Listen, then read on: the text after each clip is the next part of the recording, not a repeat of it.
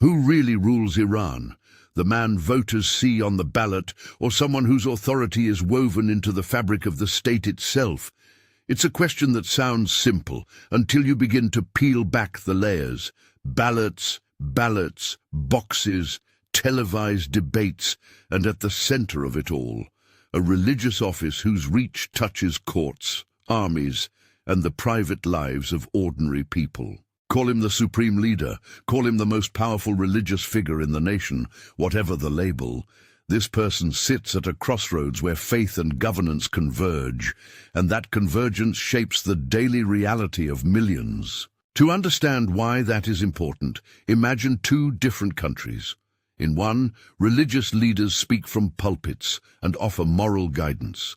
Their influence is real, but it is persuasive, not coercive.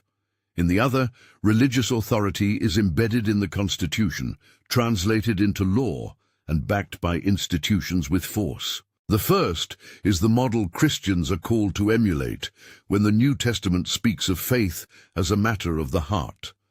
The second is the reality in which the state claims a spiritual mandate to order society, when a single religious office can override elected bodies, control the instruments of coercion, and shape who may run for office.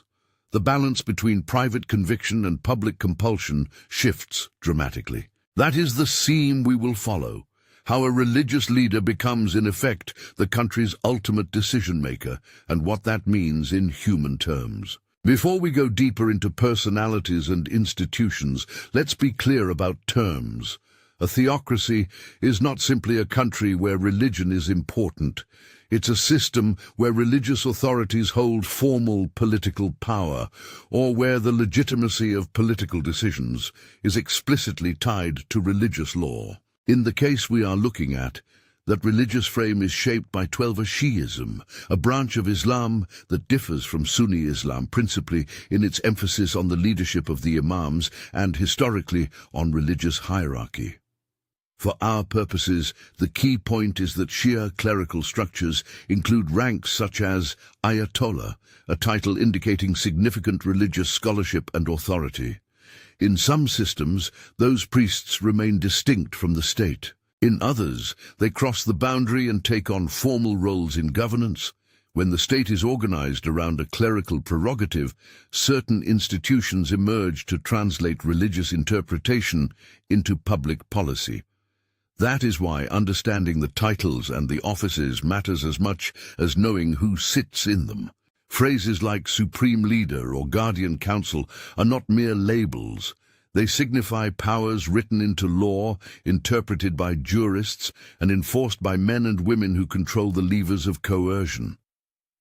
This is not a theological debate about the truth of any creed, but a political anatomy lesson. Where is authority concentrated? How is it exercised? And how does that exercise touch ordinary lives? If you want a channel that goes deep into these intersections of faith, history, and politics, hit like and subscribe.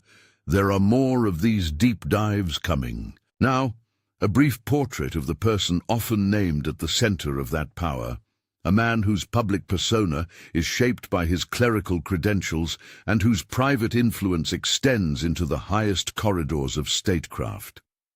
Many observers refer to him as the nation's most powerful religious leader because his responsibilities and prerogatives cross lines that, in many countries, separate church and state. He studied in seminaries, participated in political movements that transformed the country, and later occupied formal offices within the state structure. Biographers and political analysts point to a long trajectory: religious training in the traditional schools, early involvement in opposition politics, a role in revolutionary currents that overturned a monarchy, a term in elected executive office, and then elevation to the highest religious political position when the revolutionary generation consolidated power.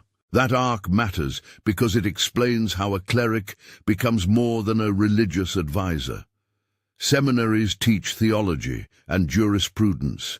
Revolutionary politics demand organizational skill, networks of allies, and the ability to navigate factional rivalries. When a religious scholar moves from the classroom and the mosque into the mechanisms of government, the presidency, the party structures, the councils that vet legislation, he accrues a kind of dual legitimacy, the technical legitimacy of clerical authority and the political legitimacy of leadership within the revolutionary order.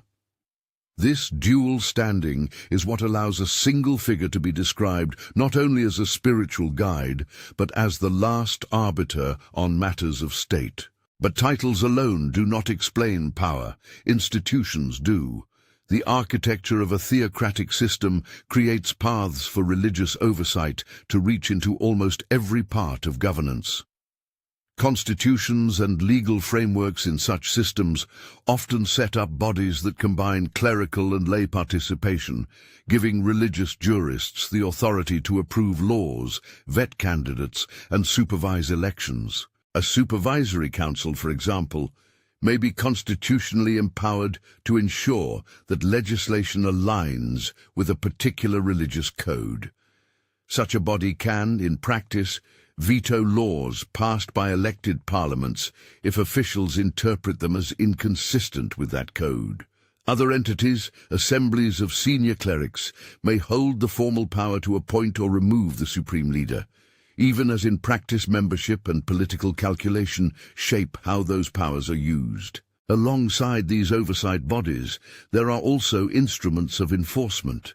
A republic that bonds religion to the state can create or empower security forces whose remit includes protecting revolutionary gains, projecting influence abroad, and policing moral behavior at home. In some analyses, elite military formations operate with a blend of ideological mission and conventional military authority.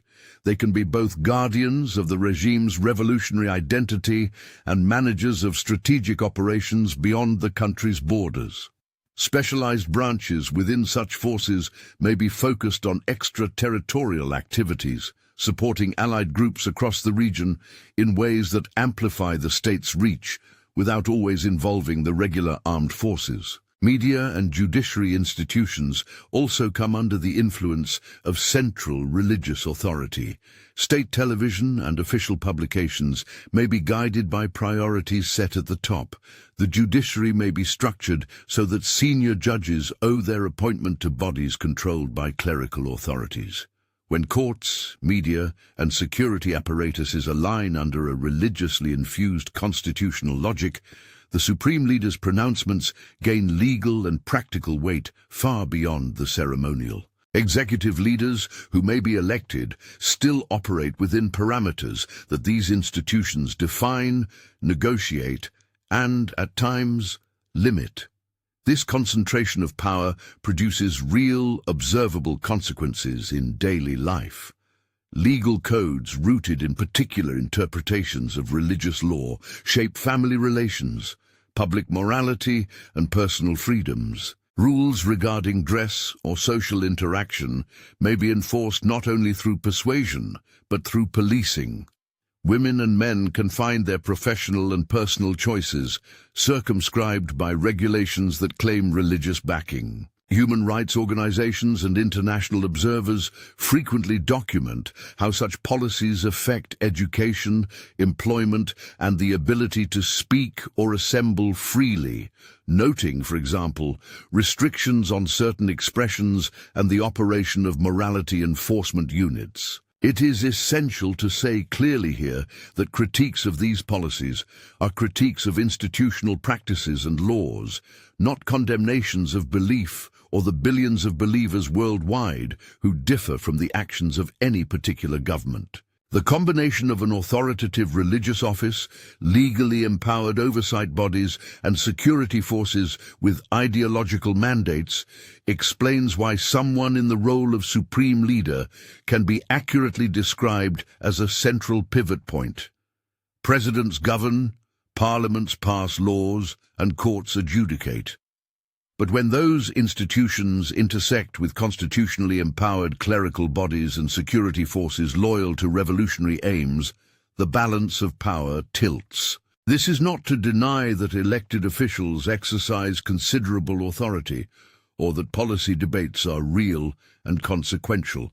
It is to say that in such a system, the ultimate veto over law, over foreign policy, over senior appointments, often rests with a figure who claims a religious authorization that the state recognizes. To put it another way, consider an elected president who wants to pursue a rapprochement with certain foreign powers or to loosen certain social restrictions. Even if the president wins public support and legislative backing, the structures we've described can constrain or reverse such initiatives. A guardian body may challenge the legal basis of reforms. Security leaders can deploy rhetoric of national security to block engagement. Clerical authorities can declare certain policies illegitimate in doctrinal terms. The result is a political environment where change is possible, but rarely unmediated, because it must pass multiple checkpoints: political, legal, and religious. This architecture also shapes how the state projects power beyond its borders. When a security branch or a specialized extraterritorial force operates with a mandate to support allied movements, the country's foreign policy acquires an ideological dimension. Military assistance, training, and material support to allied non-state actors create networks of influence that reach into neighboring countries. Analysts point out that these relationships can serve both strategic and ideological ends, safeguarding friendly regimes, countering regional rivals, and extending the revolutionary ethos abroad. At the same time, such actions can draw international censure and complicate relations with major powers. The supreme leader's oversight of these forces thus becomes not just a domestic matter, but a key node in regional geopolitics. Yet history provides an even deeper frame. Long before modern borders and contemporary ideologies, the land we now call Iran was the heart of empires, Persia among them, whose rulers appear in biblical narratives as instruments of wider providential designs. The Old Testament speaks of a Persian king whose decisions affected the restoration of a people. The books of Isaiah and Esdras, present a theological reading of imperial power as being within God's sovereign purposes. That ancient backdrop can be unsettling. Empires can be both agents of oppression and instruments used in broader historical processes. The biblical witness is not naive about the abuses of power, but it does insist that God's sovereignty remains over kings and empires. For a Christian commentator, that point offers both critique and consolation. Critique of earthly abuses and consolation that ultimate authority rests with a different kind of king. That theological lens matters because it helps frame how Christians might respond to the fact that a religious figure holds outsized political power in a country like this. The New Testament emphasizes voluntary faith and the inward transformation of the heart, rather than the outward imposition of religious conformity by political force. When faith becomes entangled with state power, the result can be a distortion of the witness that the gospel intends: religion as law, rather than religion as relationship. Christians who care about both truth and compassion should therefore be wary of two temptations: to celebrate when co-religionists gain power, or to demonize entire religions when states misuse religious language. The appropriate posture is attentive critique, grounded in love for people who suffer under repressive policies. Returning to the contemporary scene, consider how these dynamics play out in an election cycle. Elected offices exist and campaigns are staged. Voters turn out, voices are heard. Yet candidacy itself can be filtered. Bodies empowered to vet eligibility may exclude figures whose views clash with a dominant doctrinal interpretation, narrowing the field and shaping the political debate. Some observers argue that such vetting is intended to preserve revolutionary ideals. Others see it as a mechanism for maintaining a political status quo. Either way, the process creates a tension between the democratic impulse toward representation and a constitutional design that privileges doctrinal conformity. At the center of that tension is the supreme leader, whose authority to guide, influence and, where necessary, check elected officials gives the office a decisive role. Commentators describe this as a dual authority system: the visible, contestable power of elections and the less visible, enduring power of religious oversight. The interplay between these two spheres, popular legitimacy and clerical legitimacy, produces political outcomes that are often the result of negotiation, pressure and maneuvering, as much as of ballots and public opinion. Power, however, is not only about constitutions and councils, it is also about symbolism and narrative. The office of the supreme leader carries a symbolic weight that transcends legal texts. He is presented as the guardian of a revolutionary ethos, the voice of continuity, and the moral compass for those who believe the state's legitimacy is rooted in a particular religious interpretation. That symbolic authority enables the leader to speak on matters of national destiny, to issue moral directives, and to rally support when crises arise. Often, these pronouncements are amplified by state media and institutional networks, creating an echo chamber in which the leader's voice becomes the focal point of national discourse. This symbolic dimension explains why the international perception of the office matters too. Foreign governments, analysts and media track the leader's statements and moves not just for their immediate policy content, but for what they reveal about the country's trajectory. Decisions about nuclear policy, alliances with non-state actors, and responses to domestic dissent are read through the prism of the leader's worldview. Consequently, the office's holder is not only the most influential religious figure within the country's borders, but also a central actor in regional calculations. Of course, the man in that office is not a monarch in the classic sense. He depends on institutions, cadres, religious scholars, and a web of patronage to maintain his position.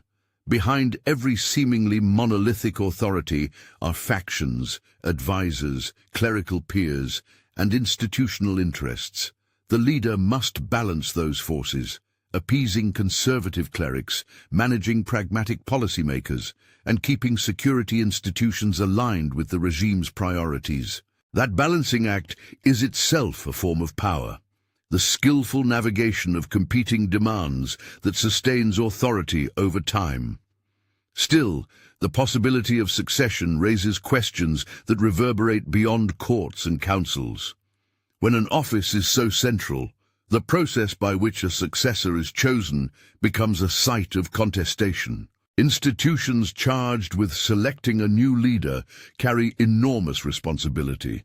Their decisions can shift the country's ideological orientation, both at home and abroad. Analysts watch these processes closely because a change at the top can open spaces for reform or tighten the reins further. Succession dynamics therefore make clear that the power of the office is not only its current reach, but its capacity to shape the future through institutional continuity or change. As we map these structures, a paradox emerges. Power that claims religious legitimacy sometimes undermines the very spiritual ideals it professes. When enforcement replaces persuasion, when moral authority is backed by coercive power, the witness of religion can be distorted. This is a fundamental concern for Christian observers who believe faith flourishes in freedom. The prophetic tradition in the Bible calls kings and rulers to justice and compassion. It warns against cruelty and idolatry. Seeing religion fused to the state invites Christians to read those prophetic and pastoral texts anew in light of present realities. Yet the story is not merely critical. It also opens spaces for empathy and careful engagement. Not every cleric or believer supports the use of state power to enforce morality. Many citizens live out their faith privately or push for change through peaceful civic means. It's important to avoid wholesale judgments. The difference between criticizing a regime's institutions and condemning an entire people is morally significant and strategically prudent. Compassion calls us to distinguish between leadership and flock, between policy and piety. This brings us to the instruments that transform clerical decisions into policy outcomes: the courts, the advisory councils, and the paramilitary forces whose mandates are intertwined with revolutionary ideology. The Guardian Council, as it is sometimes called in scholarly discussion, performs a gatekeeping function. It reviews legislation for compatibility with religious principles and is tasked with ensuring that candidates meet certain standards. Constitutionally empowered does not mean unchallengeable. In practice, the Council's influence depends on political currents and the broader balance of power.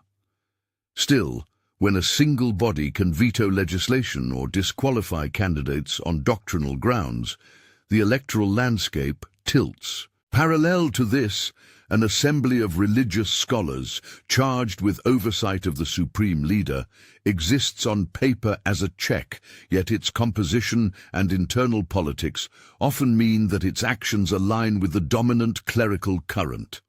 The judiciary, staffed in part by clerically approved judges, enforces laws interpreted through religious lenses. Taken together, these bodies form a network.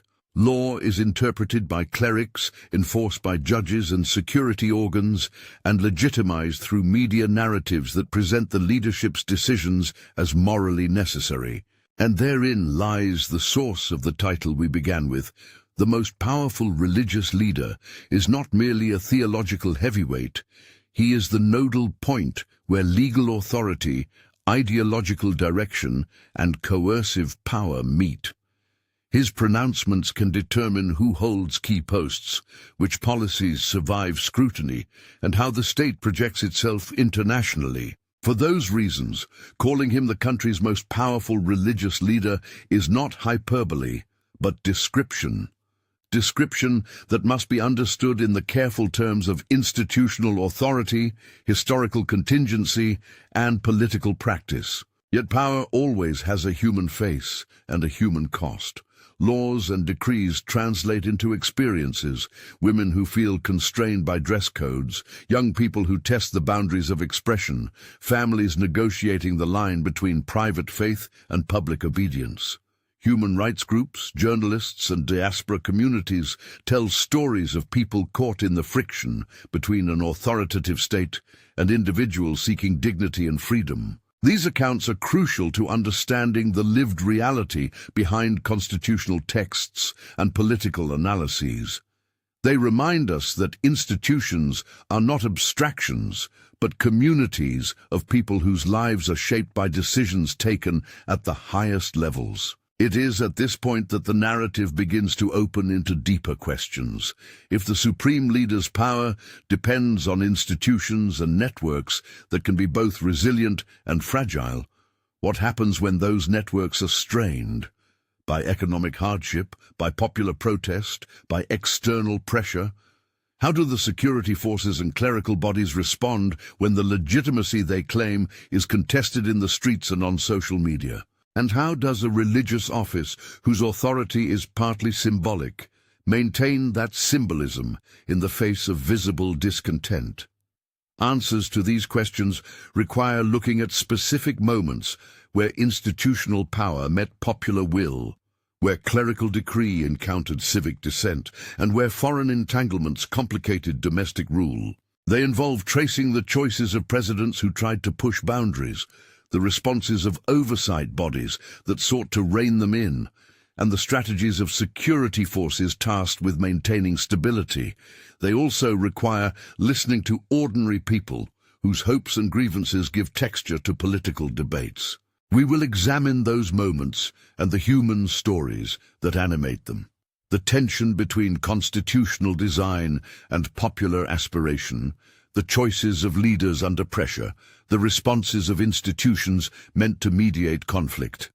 We will also take time to explore the regional dimension more fully, how the state's external networks extend influence, how they affect relations with neighbors, and how foreign powers read and react to decisions made in a city where religion and politics meet. Finally, we will return to the biblical lens, considering ancient examples of imperial power in the light of Isaiah and Daniel, and reflecting on what the Christian witness calls us to do when faith and force intersect. But before we move on, it's worth pausing on one unavoidable fact. The title Most Powerful Religious Leader carries weight because it names a reality, an office that is both theological and political, symbolic and operational.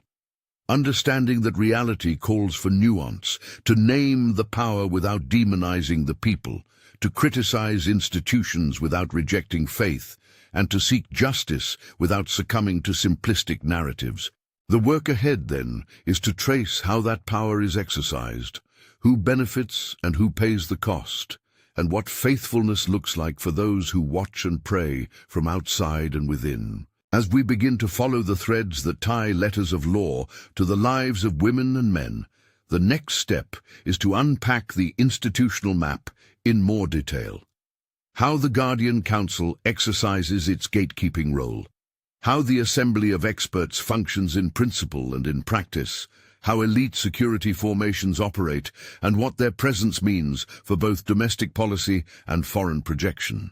Those institutions are the gears that make authority move, and understanding them will bring us closer to answering the question we started with: who really rules Iran? Those institutions are the gears that make authority move, and understanding them will bring us closer to answering the question we started with: who really rules Iran? Start with the body often described in academic studies as a gatekeeper for lawmaking and elections. This council is constitutionally empowered to review legislation for compatibility with a particular religious code and to assess candidates' qualifications. In theory, its role is doctrinal, ensure that laws do not contradict the established interpretation of religious law. In practice, that gatekeeping function has profound political effects. When a legislative initiative arrives from an elected assembly, it can be sent to this council for a compatibility check. If the council deems provisions inconsistent with that religious framework, the law can be delayed, amended, or effectively blocked. Likewise, when candidates submit themselves for public office, the council's evaluations can shape the electoral field long before voters cast ballots. Scholars and observers note that the existence of such a body changes incentives for politicians. Reforms that conflict with entrenched doctrinal readings risk being stopped at the gate. So many debates are fought not only in parliaments, but in the corridors where religious jurists and legal experts deliberate. Parallel to that mechanism, there is an assembly of senior clerics whose formal duty is oversight of the highest religious office. On paper, this body holds the authority to appoint and, if necessary, remove the supreme leader. On the ground, however, its composition, internal politics, and the broader balance of power shape how freely it exercises those powers. In other words, a theoretical check exists, but the effectiveness of that check depends on how its members are selected, the political coalitions they form, and the pressures they face from other parts of the system. Many analysts describe this as a set of institutional asymmetries. Constitutional language may grant certain authorities, while political realities, patronage networks, clerical alliances, and security considerations determine how those authorities operate. Then there are the courts. The judiciary in such a system does not operate in an institutional vacuum. Judges interpret laws that are written in light of a religiously inflected legal code. Senior judicial appointments are influenced by bodies tied to the clerical establishment, and procedural norms can reflect priorities that emphasize public order and doctrinal conformity. Because courts adjudicate both civil disputes and matters of public morality, their rulings ripple through family life, business contracts, media freedom, and political expression. Human rights organizations and independent legal scholars point out that when judicial independence is constrained by a broader system of religious oversight, the line between legal adjudication and political control can blur, with consequences for dissenters, journalists, and ordinary citizens alike. Security institutions are another crucial axis. An elite branch of the armed forces, organized with a distinct ideological mandate, occupies a hybrid space between military professionalism and revolutionary guardianship. This force oversees internal security in certain contexts, maintains its own leadership structure, and is widely reported to undertake activities beyond conventional military roles. Within its ranks, specialized units concentrate on extraterritorial operations and partnerships with allied movements. These arrangements allow the state to cultivate influence in neighboring countries without committing the regular armed forces in the same way. Analysts observe that this dual-track security architecture, regular armed forces on the one hand, specialized ideological formations on the other, gives the leadership options. Domestic enforcement can be calibrated independently of conventional military needs, and regional policy can be pursued through proxies and networks that maintain plausible deniability or strategic flexibility. Because these security organs answer to leadership structures that include clerical authorities, the supreme leader's role in setting strategic direction is consequential. Observers note that guidance from the highest office does not simply amount to ceremonial moralizing. It often has concrete operational consequences. Decisions about appointments to key posts, the allocation of resources to specialized formations, and the prioritization of strategic theaters are shaped by a chain of command that intersects with religious authority. This interlocking of spiritual legitimacy and institutional control is a core reason why a religious office can exercise influence across both domestic and foreign policy arenas. All of this translates into everyday effects that are both tangible and symbolic. Consider matters of public morality and personal status. Rules about dress, regulations governing public behavior, and legal codes that assign responsibilities and rights within families are all points where interpretation becomes policy, where enforcement mechanisms exist, whether local morality units, law enforcement, or judicial penalties. The state's understanding of religious norms becomes a lived reality. International human rights organizations and independent researchers report that such enforcement can limit certain freedoms, particularly for women and young people, shaping educational opportunities, employment, and civic participation. These reports are the human data behind abstract constitutional clauses. They show how top-level decisions filter down into schools, workplaces, and living rooms. At the same time, the state's media apparatus and official cultural institutions amplify particular narratives about national identity, religious propriety, and the legitimacy of the system. State-owned or state-influenced outlets elevate messages that support the leadership's priorities. Cultural institutions endorse arts and education that align with approved lines. The result is not a total absence of dissenting voices. There are always alternative media, diaspora communities, and underground cultural expressions. But it is a media environment where the leader's framing of issues enjoys significant institutional support. That amplification helps convert symbolic authority into political capital, enabling official narratives to shape public perception and international messaging. Turning outward, the foreign policy implications of these structures are significant. When an elite security formation has an extraterritorial mandate, it often builds relationships with local actors in neighboring states, militias, political parties, and social movements that share strategic interests. These relationships can take the form of military training, financial assistance, advisory support, and diplomatic cover. From a strategic perspective, such networks provide the state with leverage. They create allies on the ground, expand strategic depth, and complicate adversaries' calculations. From a regional perspective, these engagements alter balance of power equations, provoke countermeasures, and produce cycles of proxy competition. Analysts who study the region emphasize that such networks also provide bargaining chips in diplomatic encounters. They are both instruments of influence and sources of international tension. It is important to be cautious with terminology when discussing these partnerships. Various governments and international organizations classify different groups in different ways. Some label certain actors as terrorist organizations, while others regard them as resistance movements or political interlocutors. Responsible commentary therefore notes the differing designations and focuses on the strategic logic. A state that cultivates non-state partners can project influence without deploying conventional forces directly, but it also accepts the diplomatic costs that come with those ties. Equally important is the impact of these foreign engagements on domestic politics. When resources flow to external ventures, citizens ask how that affects their own welfare.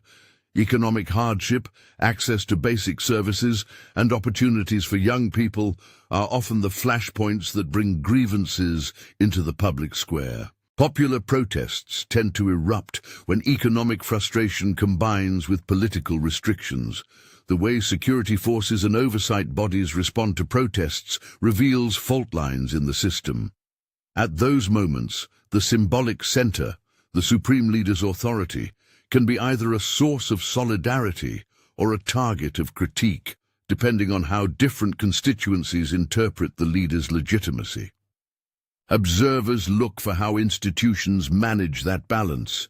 Do they respond with measured reforms, hardline repression, or a mixture of both?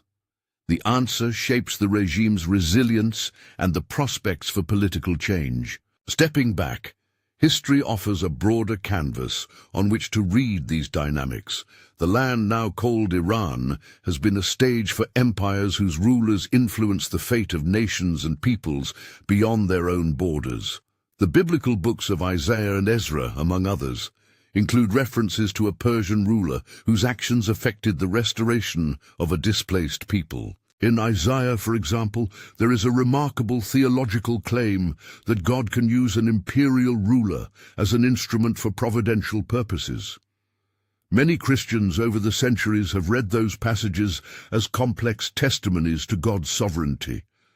Earthly power is real and consequential, yet it remains subordinate to divine purposes that transcend the ambition of any single human ruler. Cyrus the Great is often invoked in this discussion because biblical texts name him as an agent in the return of exiles. The point for Christian reflection is not to endorse imperial politics, but to recognize that Scripture narrates a world where God's purposes sometimes meet imperial will in unexpected ways. That observation colors how Christians interpret contemporary empires and leaders. Power can be used for good or evil. It can oppress or it can facilitate restoration. The prophetic witness in the Bible calls rulers to justice and compassion, and it warns the people of God about the seductions of aligning too comfortably with earthly authority. This theological angle helps us to think about the moral responsibilities of Christians who observe regimes where religion and state are fused. First, the Christian faith, as articulated in the New Testament, emphasizes the freedom of conscience and the voluntary nature of faith. The apostolic witness calls for a faith that springs from conviction, not coercion. When political systems use religious language to justify compulsory conformity, they risk deforming the moral ideal of freely chosen devotion. Second, Christians are called to stand with the vulnerable, those whose rights and dignity are compromised by laws or enforcement policies. That solidarity takes many forms: prayer, advocacy, accompaniment of refugees and migrants, and support for organizations that document abuses and provide legal assistance. Third, Christians must resist the temptation to equate geopolitical rivals with spiritual enemies. Critique of a regime's policies is not the same as condemnation of an entire religious tradition or of a people who hold that tradition. So what is a faithful posture in the face of a political system where a religious leader commands broad institutional reach? The posture combines critique and compassion, conviction and humility. Critique, because moral concern demands we point out when systems curtail dignity, discriminate or punish disproportionately. Compassion, because behind every policy are people, families, workers, students and worshippers, whose lives are not reducible to their regime's politics. Conviction, because biblical faith offers resources to speak truth to power, to demand justice, and to hope for transformation that respects freedom. Humility, because historical judgment is complicated. Empires rise and fall, and it is not always clear in the midst of struggle how God's purposes are being worked out. Returning to the question of who really rules, the picture is thus layered. Elections and parliaments matter. They are arenas of contestation where policies are debated and popular claims are staged. Yet the constitutional design, the oversight bodies, the judiciary, the security forces, and the symbolic authority vested in the highest clerical office create a second circuit of power. It is this second circuit, less visible in a ballot count but pervasive in institutions, that can ultimately set boundaries on what elected officials may do and on which policies will survive scrutiny. That is why commentators describe the supreme leader as the most powerful religious leader. The office sits at the intersection of legal authority, ideological direction, and coercive capacity. Its holder is both a spiritual symbol and a practical decision-maker. At the same time, naming that power should never collapse complex realities into caricature. The leader operates within networks. Elections produce genuine public voices. Civil society, though constrained, persists in many forms, and ordinary people exercise agency in ways that can astonish outside observers. Succession questions, factional rivalries, and popular movements create openings that can shift trajectories. The system is durable, but it is not immutable. What then should Christians outside that context do? First, keep the distinction clear between regime critique and religious prejudice. Speak up for those whose rights are circumscribed without trading in stereotypes about faith communities. Second, support credible organizations that document abuses and provide legal and humanitarian aid. Third, engage in informed prayer, a prayer that asks for justice, for the protection of the vulnerable, and for wisdom for leaders without promising neat outcomes. Fourth, cultivate a posture of listening, to diaspora voices, to scholars, to people on the ground who bring nuance that headlines can miss. Finally, be prepared for long-term engagement. Political and cultural change often unfolds over generations. Before we close, return briefly to the human dimension. Behind institutional charts and constitutional clauses are families navigating daily life, teachers shaping young minds, congregations worshipping quietly in living rooms, and activists risking public action for causes they believe in. The question of who rules is not merely academic for them.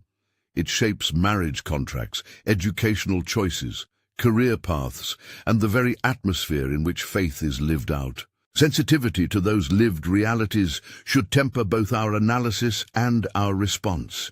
In the end, the title we began with, Who Really Rules Iran, the Most Powerful Religious Leader Exposed, is a call to careful attention, not sensational accusation.